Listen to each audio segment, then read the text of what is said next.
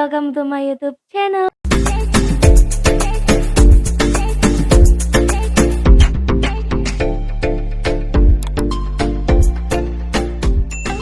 Konten kali ini aku bakal berbeda dari konten yang lain. Di video kali ini aku bakal share pengalamanku, kok bisa aku ketipu sampai 11 juta.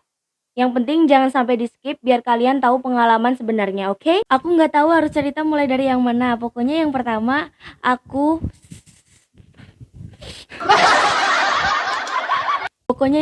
aku itu kerja di kedai dan disitulah gajinya di bawah dan aku berinisiatif untuk mencari pekerjaan lagi.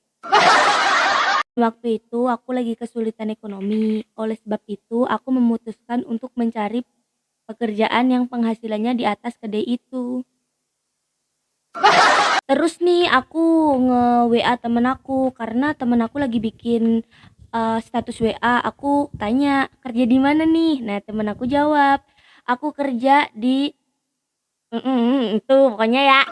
Tapi temen aku di situ mengaku kalau temen aku itu kerjanya di pabrik jam tangan bermerek. Dan ketika aku WA temen aku tanya-tanya gimana caranya kerja di situ. Nah temen aku di situ kan bikin story kayak uang, penghasilan dia gini-gini, pokoknya pamer gitu loh guys. Kan aku jadi tergiur. Oleh sebab itu aku tanya-tanya persyaratannya apa aja, lamarannya persyaratannya apa aja, terus gini bla bla bla gitu deh pokoknya. Dan temen aku tuh menjawab syarat pertama adalah membayar 500.000.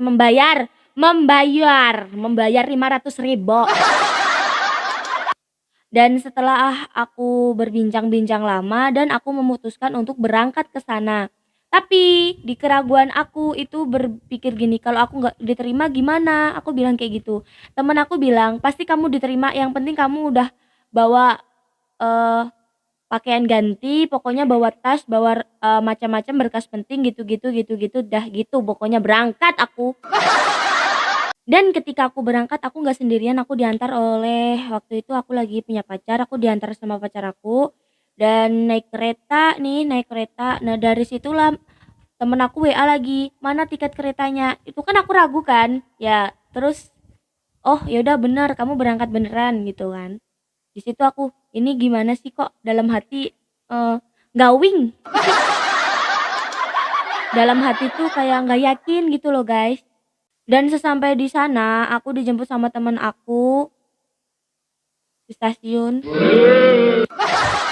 Dan abis itu kita ke kos-kosan kan, di kos-kosan, dan belum aja aku istirahat di situ udah ditarik 500.000 katanya untuk biaya admin yang udah dibincangkan di WA tersebut yang tadi. Dan setelah aku membayar 500.000 tuh udah melayang tuh ya, udah dipegang teman aku, dan disitulah kepolosan aku mulai teruji. Di situ aku ada bertiga. Yang satu teman aku SMK, yang satunya temennya temenku, yang satu aku. Jadi di situ bertiga guys di kos-kosan tersebut. Dan disitulah besoknya aku pikir langsung interview dong, soalnya hari apa ya? Lupa hari, pokoknya bukan hari weekend atau apa itu. Terus abis itu dan di situ tuh aku nggak mikir lagi buat bayar apa-apa lagi, dan aku pikir cuman bayar 500.000 untuk administrasi doang. Dan temanku nggak cerita kalau suruh bayar lagi. Ya gitu deh pokoknya. Dan begonya aku nggak percaya dengan teman aku yang udah pernah berangkat ke sana, yang diajak temen aku ini juga. Aku nggak percaya karena aku pikirnya tuh gini, aku merantau demi kesuksesan tai. Dah langsung to the point aja. Abis itu kan aku tanya lagi, kapan aku mulai interview dan kapan aku mulai kerja. Dan disitulah hari, aku lupa hari, sumpah aku lupa hari. Aku habis dari sono pikun guys. Pokoknya itu hari itu, dan di hari itulah kita berkumpul kayak di ruangan itu guys. Nah di ruangan itu tuh kayak sosialisasi gitu loh, sosialisasi. Dan aku tuh kaget kan awal-awal apa seragam-seragamnya warna ijo ya ijo gitu loh. Abis itu aku kan masuk kan, Nah, duduk di paling depan. Dan ketika aku duduk di paling depan nih, jadi paling depan itu kan kaget. Disitulah mulailah orang-orang itu yang berjas berdasi dan bergamis. Di situ mulailah berbincang-bincang kayak ngasih tinjauan-tinjauan buat gini-gini. Jadi di situ tuh ajang kepameran, guys. Bukan kenapa aku ngomong pamer di situ karena orangnya tuh ngomong, "Saya di sini saya bisa membeli rumah, saya bisa membeli mobil, saya bisa membeli apartemen, saya bisa membeli sawah." Dan disitulah aku tergiur. Dan mereka itu bilang kerjanya itu simple, cuman mengajak 2 orang teman suruh bergabung di perusahaan tersebut. Enggak perusahaan, deng, penipuan tersebut. Contohnya gini, aku punya temen nih, aku ajak gabung dan gabung itu dalam artian dia bayar. Bayar mamam. Bayar itu puluhan juta. Aku kemarin kena 10 juta. 10 juta buat beli barang seperti ini.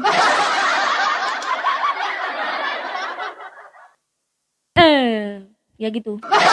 Sebelumnya itu sudah dijelaskan cara bekerjanya seperti itu dan pikiran bodohnya aku itu tergiur dan aku 10 juta. Soalnya orang yang bersosialisasi tuh bilang seperti ini, cari uang 10 juta itu gampang. Gampang cari 10 juta itu.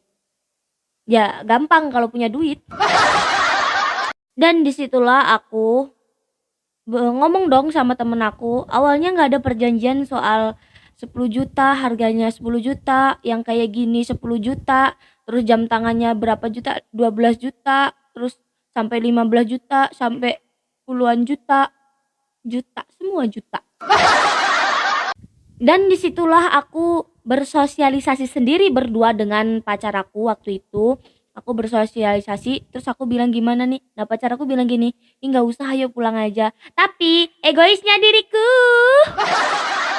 aku nggak mau pulang karena aku udah bayar 500.000. Sayang dong uang 500.000 melayang.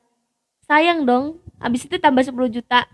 Habis itu belum tiket 11 juta melayang juga. Dan di situ pacar aku udah bilang, nggak usah kerja di sini, ayo pulang aja ikut aku balik. Kan di situ kan 3 hari kan pacar aku di situ, 3 hari. Yang ketiga itu pacarku pulang, baik banget dia nganterin aku. Dan waktu pulang kan ke alun-alun kota itu, dan disitulah ngobrol lagi, ayo pulang aja nggak usah di sini gitu. Tapi aku tetap kekeh, tetap di situ, pokoknya gimana cara aku sukses dan endingnya melarat. Pokoknya buat kalian kalau ditawarin kerja dengan gaji yang tinggi, gaji yang banyak, dipikir-pikir dulu. Pikir-pikir dulu sistem kerjanya kayak gimana, ntar ke belakangnya kayak gimana. Pokoknya buat kalian yang baru lulus sekolah, apalagi anak SMK, SMA yang baru lulus sekolah itu jangan buru-buru cari kerja, ntar kejeblos kayak aku. Dan sepanjang waktu pengalaman aku, pacar aku pulang dan disitulah aku telepon dong sama emak aku, telepon, dan di situ temen aku menyuruh aku bilangnya gini, kerja di sini enak, terus jaminannya 10 juta, bayar 10 juta. Aku bilang ke emak aku dong waktu itu, aku bilang, "Mak, ada uang 6 juta nggak?" Soalnya di situ aku udah punya tabungan dong, cuman pinjem emak aku 6 jutaan. Emak aku nggak punya, dan disitulah menggadaikan BPKB motor. Dan pada saat itu aku bilang ke emak, "Mak, aku nggak bakal nyusahin lagi, aku pinjam ini untuk terakhir kalinya, aku bakal balikin kok, suatu saat aku bakal balikin." So, keseharian aku di situ selama 2 minggu ya, aku di situ cuma 2 minggu aja, habis itu aku kabur pulang guys. Pulang pun itu aku kabur. Waktu aku di sana itu, aku cuman punya uang cash 200.000. Lainnya cuman di bank itu tersisa 500.000 aja. Soalnya yang 10 juta Total 10 juta dari tabungan mak aku yang motor digadaikan itu udah aku transfer ke rekeningnya bapak PA. Ya kenapa aku ngomong bapak PA? Karena disitulah dia mem-PA aku. Dan waktu pertama kali aku nyampe itu aku diajak ke kos-kosan dan disitulah cuma 3 orang kan. Aku cerita tadi cuma 3 orang. 3 hari pacar aku pulang, yang keempat hari pindah guys. Nggak di kos-kosan itu, di kontrakan. Kontrakannya itu masih bisa ditempatin tapi ya nggak layak juga ya gitu pokoknya. Dan di situ dihuni oleh 10 orang. Hebat. Dan 10 orang tersebut memiliki kelompok masing-masing dan ada yang kelompok A, kelompok B, kelompok C, kelompok 4 sampai kelompok 4 di situ.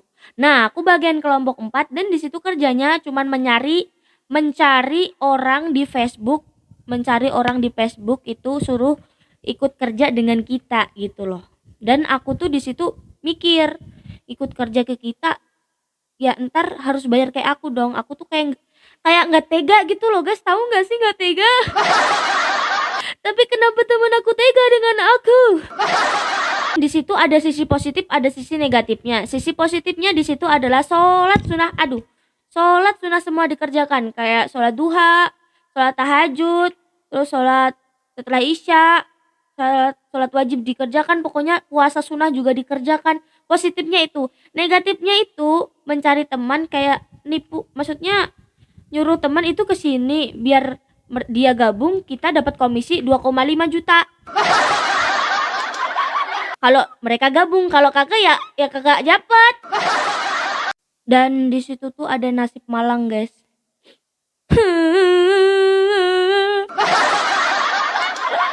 Malangnya di situ makannya tuh gini, guys. Makannya tuh satu piring bareng-bareng buat 10 orang, membentuk lingkaran.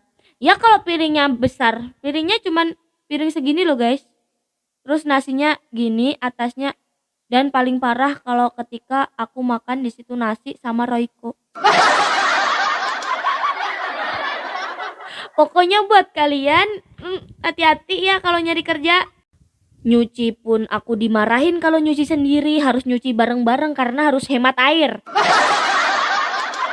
Dan disitulah ada 2 kakak senior ya, di situ ada seniornya juga, ada 2. Dan disitulah dia tuh nggak mau nyuci baju, maksudnya tuh numpang gitu loh guys, enak aja gua nyuciin punya lu. Sebelumnya aku kalau habis mandi cuci baju langsung di sono, tapi aku dimarahin. Itu perkara cuci baju. Terus yang kedua, soal makan makanan, dan disitulah itu tahu sendiri kan kalau makan ya, kalau orang pondok tahu deh pokoknya. Tapi di situ mah kebangetan. Gua bayar admin 500.000 dan itu nggak dikit.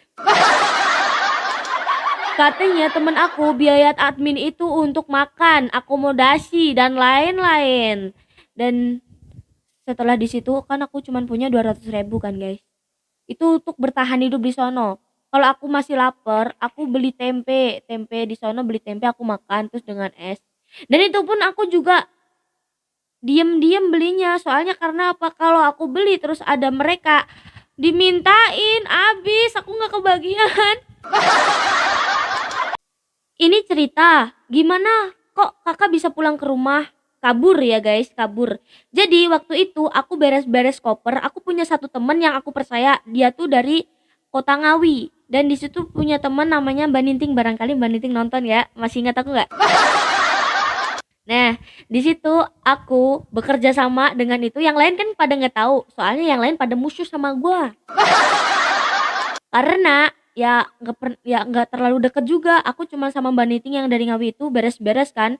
Nah di situ ada apa kayak lemari tua di situ, dah tasnya aku umpetin di situ guys, tas aku sama Mbak Niting. Nah ketahuan sama teman aku, terus aku dikumpulin kan di situ, mau kabur ya kamu gini-gini ya. Ternyata dia juga mau kabur, diajak bareng dong.